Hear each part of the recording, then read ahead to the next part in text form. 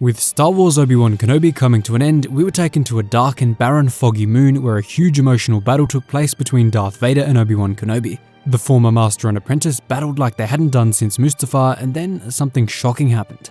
Obi-Wan broke the mask of Darth Vader and revealed Anakin Skywalker inside. Or so he thought. But this is actually much more important than many of us realize. Not only was this a parallel to Ahsoka Tano doing the same thing in Rebels Twilight of the Apprentice, but also to Luke in Return of the Jedi. Ahsoka broke the left side of Vader's mask but couldn't break Anakin out. Obi-Wan broke the right side of Vader's mask and couldn't break him out either, but Luke Skywalker managed to take the whole mask off and finally return his father to the light. So let's break down the 3 strikes of Vader's mask and how these 3 people led to his redemption. So first up, let's start with Ahsoka's strike. In Star Wars Rebels Twilight of the Apprentice, Ahsoka Tano is led to the dark and gloomy Sith world of Malachor, where she and Ezra Bridger come across an ancient battle site from a time long gone. A struggle between light and dark that was as old as time. Eventually they come across a Sith temple and superweapon, and soon after Darth Vader arrives on his TIE fighter to investigate the matter. Not long after this, the two engage in a massive lightsaber battle with both of them unleashing all of their emotion and passion. Then Ahsoka uses the Force to swoop in and strike a huge gash into Darth Vader's mask, revealing his left eye and the man still inside, Anakin Skywalker.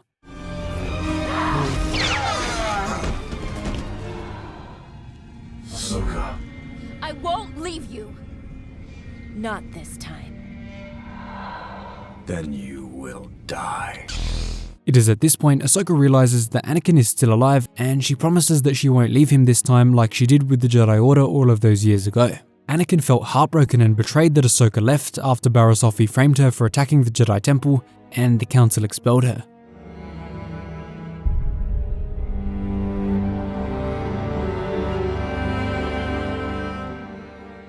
Even though she was probably right to do so, Anakin felt horribly betrayed. He actually even felt betrayed twice, with the second time being at the Siege of Mandalore. Ahsoka went off to fight with the Mandalorians, and he never got to see her again as Anakin Skywalker. It is because of these 2 betrayals that Vader believes she is lying to him again and cannot accept her promise. And we know that this scene is a direct and intentional parallel to the fight in Obi-Wan Kenobi, because Vader uses the exact same line with Obi-Wan, "Then you will die." Then you will die. This connects to the Obi-Wan fight in the same way because Kenobi makes a similar promise and Vader again cannot believe him. He is literally standing there with the horrid burns and cybernetic parts holding him together. There is no way that he can accept the apology, as he is standing there as the man that Obi-Wan literally created. Vader even says in a previous episode, "I am what you made me." Clearly that day on Mustafar is still seared into the mind of Vader and is something that he just can't let go. Kenobi then tries to apologize for putting him in the suit and leaving him to die on Mustafar, and most importantly for failing him as a teacher.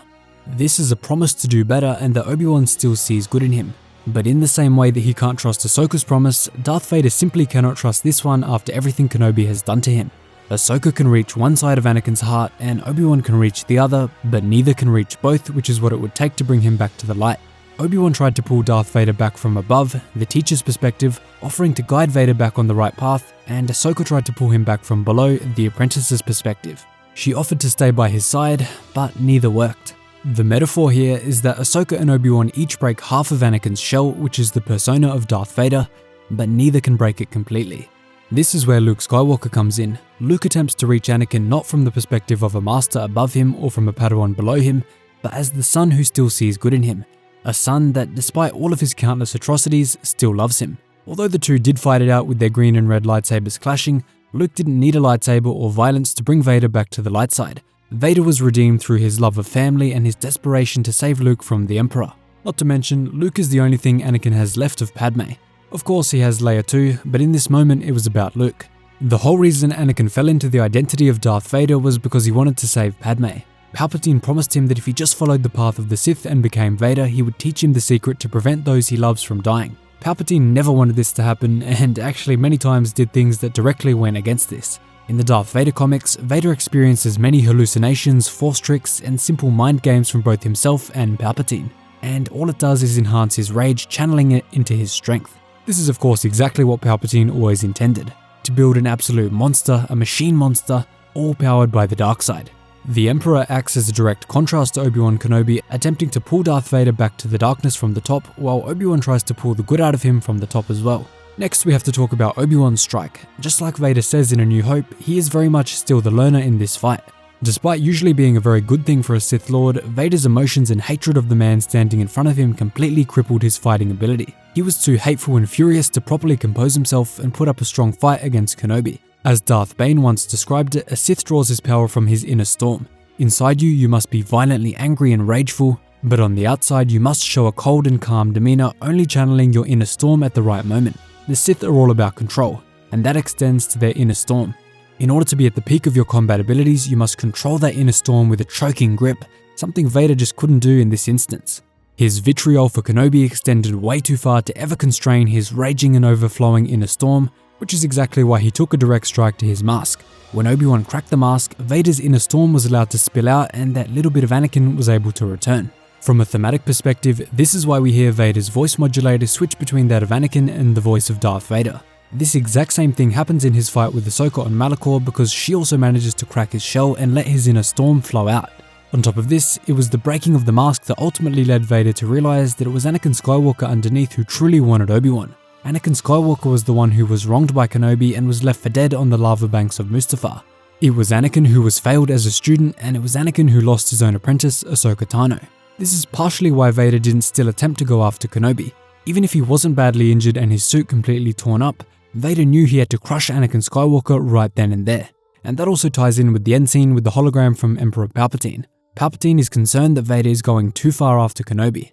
Now, all of this is again backed up in most of the comics and novels that Vader appears in after this point on the timeline. By then, he is completely separated from the person that was Anakin Skywalker. He doesn't care for Ahsoka anymore because Vader never had her as his apprentice. That was Anakin Skywalker, who to him no longer existed. It was only in the moments where the shell was cracked and where small amounts of Anakin returned that he could feel any connection. Now finally, it all leads back to Luke Skywalker. Luke was the one able to get through to Vader because he didn't appeal to Anakin Skywalker to try to rescue him. Luke appealed to the man in front of him, which was Vader. He knew that Darth Vader had to be brought back to Anakin, not Anakin being rescued from Vader. This is the exact opposite approach to what Obi-Wan and Ahsoka Tano took, and it ended up being correct in the end. But he did get the one thing he always wanted: to look upon his and Padme's son with his own eyes for one last time. And then the clock started ticking because he had not yet done the training that Qui-Gon Jinn gave to Yoda and Obi-Wan Kenobi. In Anakin's dying moments, Obi-Wan gifted his old friend the greatest gift of all, the ability to become a Force ghost and join the Cosmic Force. If you want to see exactly how that happened, click on the link in the pinned comment and on the card on screen now. So that is why Vader having his mask broken in the Obi-Wan Kenobi show is so important. Not only is it a direct connection to Ahsoka Tano in Star Wars Rebels, but also to his son finally finishing the job in Return of the Jedi. Thanks so much for watching, guys. Really hope you enjoyed the video.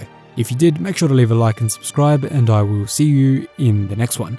If you made it this far, drop a thank Mr. Vader in the comments to keep the tradition going. Also consider becoming a member if you want exclusive and behind the scenes content.